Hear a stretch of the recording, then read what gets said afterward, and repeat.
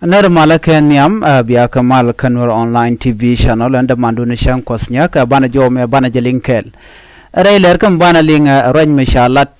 netin content ka Ulang. Kwere pai kwany ka ted jani no man pai kwany kwang shora lay ray wich ka Ulang kanti te ka jome chikana gor comedian ka queen and content la Nuer te cha joj ray wich. Jen gorman go banywa ya kel te kelar pai kana lad mishalat ka social media ka media ne ken shirka I radio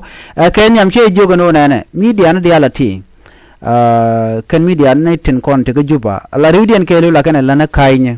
akan go ba ngaji to ichi na lo jok te ne ti lo jok okay no bad mi lo jok but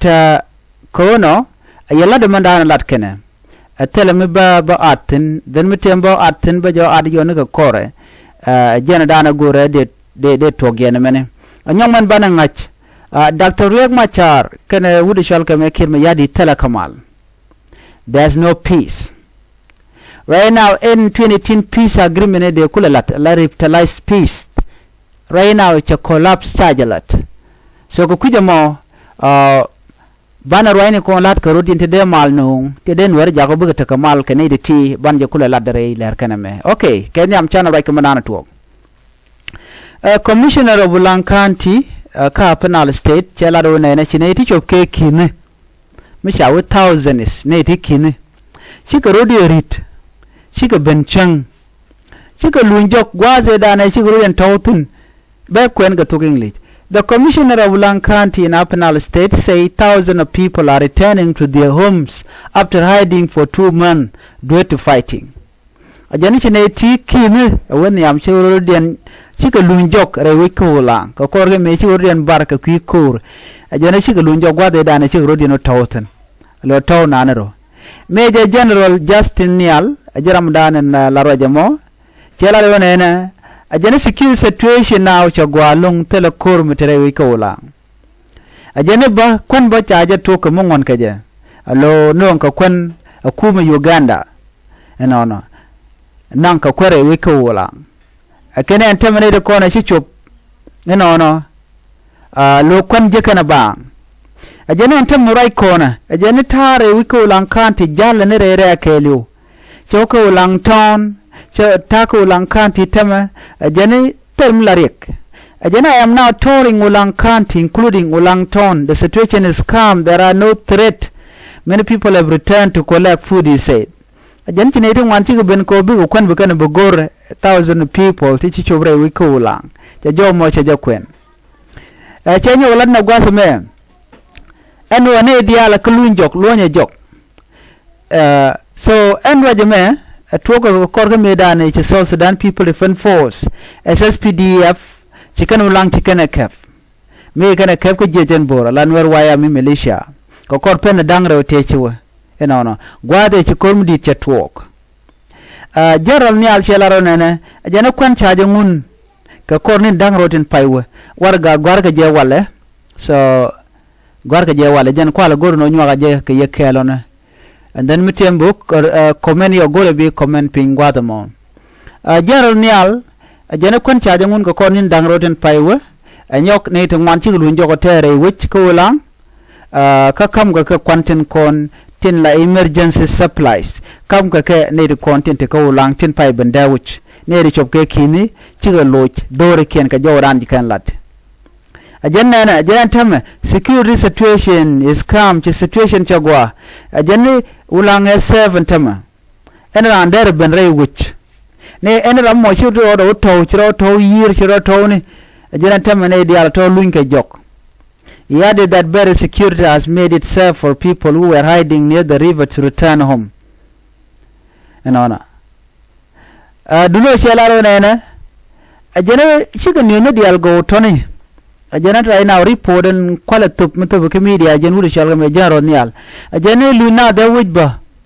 ajana metatin ala International Medical Group Medicine Sans Frontiers ajana cha chicken tobno wal chicken agek now lenga je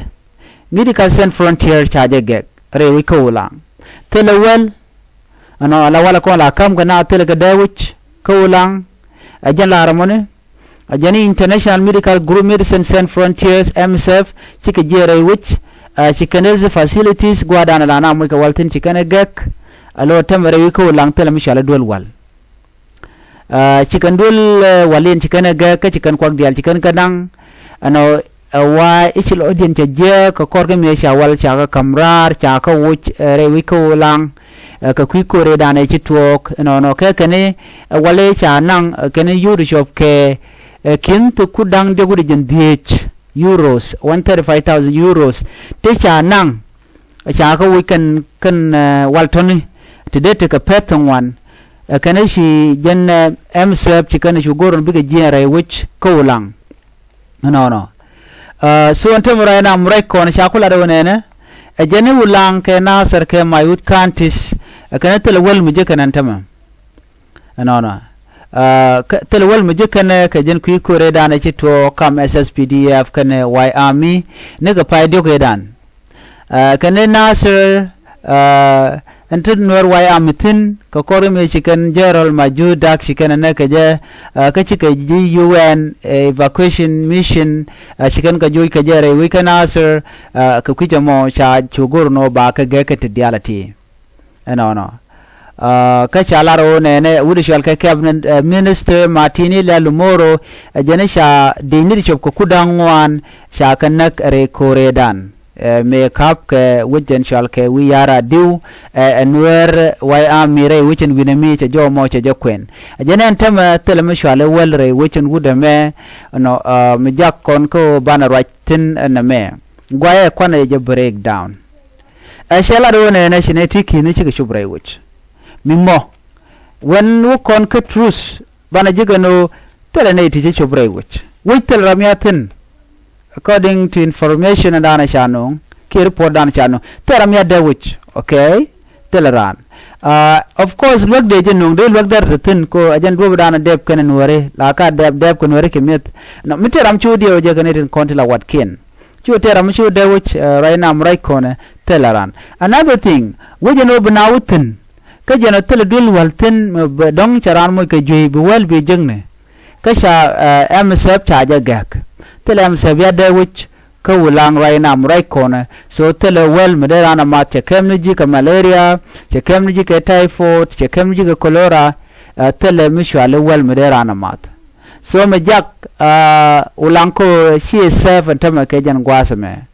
no me jagude me roja lada me ko bang ala ulang is not safe right now ka civilian so kene kondiality chikan dewre wejemi ka jodan en gorno de nyaga yekel but me chikan lat jen ladani kala jen wochine de kini return but I can tell you de jogana na gor ken tension ken den kontila lianken especially South Sudan government kum South Sudan wa ke kem yadit gor ken jen wo bikan jode ke baling no che mala sheben okay chana weka gwatot Dr. Riek Machar ngode luak yena kirma yadit jatere which langaje ngode langaje no dere Dr. Riek Machar dere jelun ke nina ti tingwe ke me dan dere joga pay barata me chekan den go ke ke nina to nyam to dong de Dr. Riek Machar de jelun ban ngode television ben lep ko ji Africa Union lep ko international observers lep ko ji gat enono ne diality tin konen ku contribute ko de Dr. Riek Machar de jelun lep ko kamanda na bikan lat ko ci kala no ci malbu ben mu ka na cha Dr. Riek Machar cha jelun jo me jena de nyoya kel bi atagal bye ban je mu do den